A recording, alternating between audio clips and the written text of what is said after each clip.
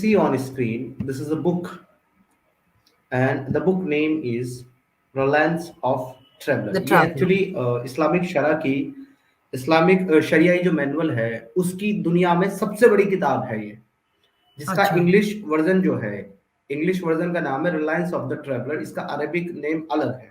ये इस्लामिक शरा के ताल्लुक से दुनिया की सबसे ऑथेंटिक किताब है मुस्लिम के नजदीक। ओके।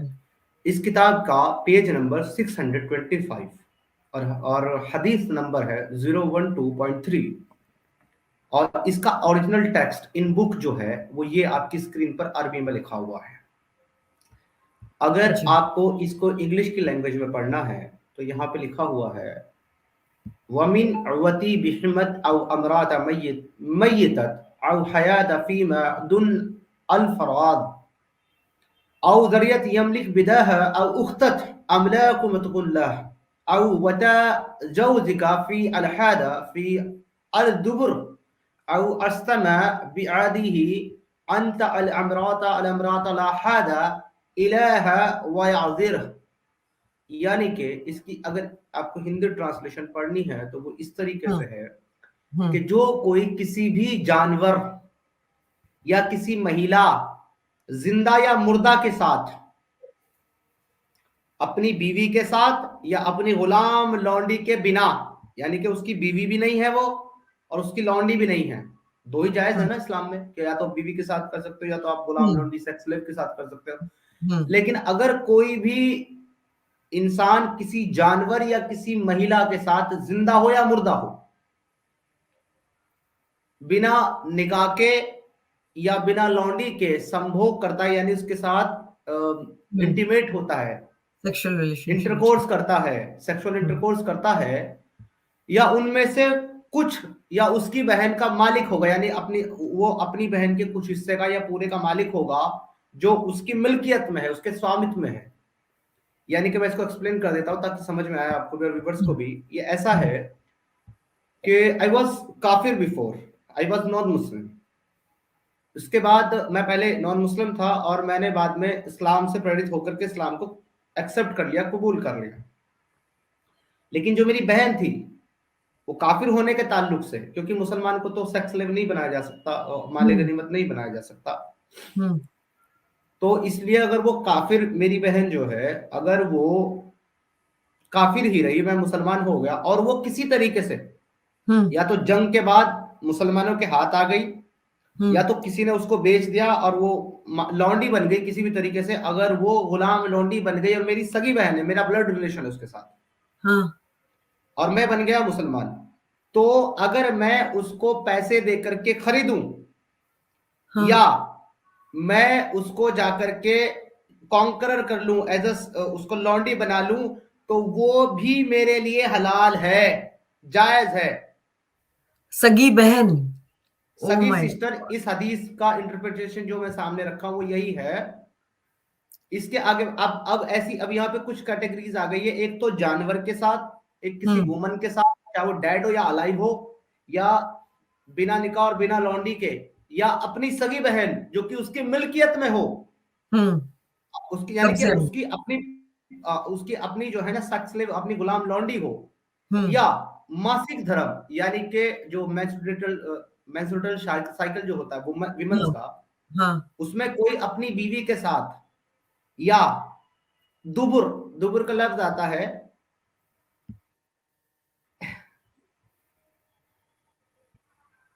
सीधे रास्ते ना जाकर के उल्टे रास्ते। अब समझ लीजिए, हम मेरी माँ है, अगर अपनी वाइफ के साथ सीधे रास्ते ना जाकर उल्टे रास्ते से करे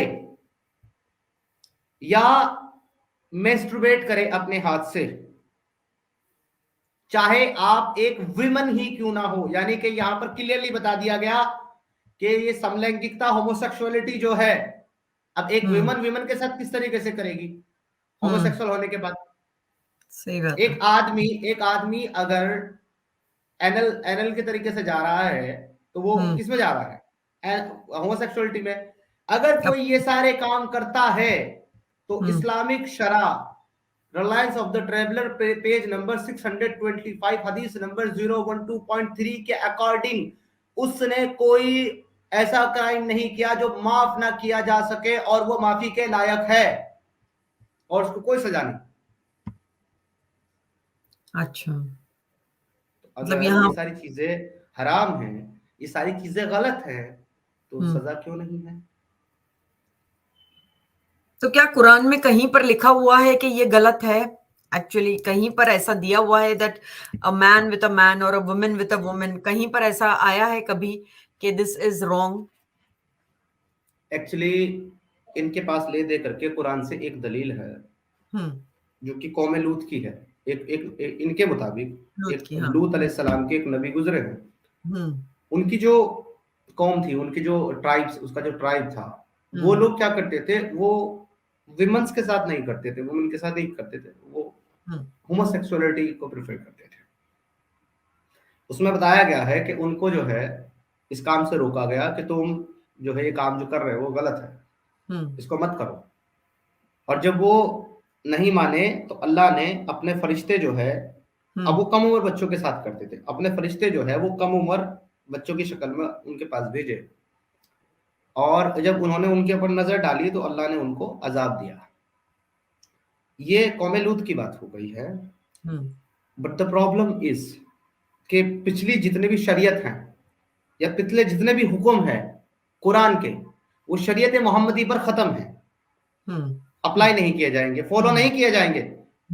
इसीलिए इसलिए सूरह अल माइदा की आयत नंबर 32 के अंदर अल्लाह जब ये कहता है कि हमने मन अज़ला ज़ालिका कतबना अला बनी इसराइल, कि हमने बनी इसराइल को ये हुक्म दिया था कि अगर किसी ने 2 वजह के अलावा, यानी जो है कयास लेना हो, यानी कत्ल का कसास लेना हो, कत्ल का बदला कत्ल, या फिर किसी ने जमीन में फसाद फैलाया, इनके अलावा अगर किसी ने किसी को कत्ल किया तो वो ऐसा है जैसे कि पूरे इंसान को कत्ल कर दिया।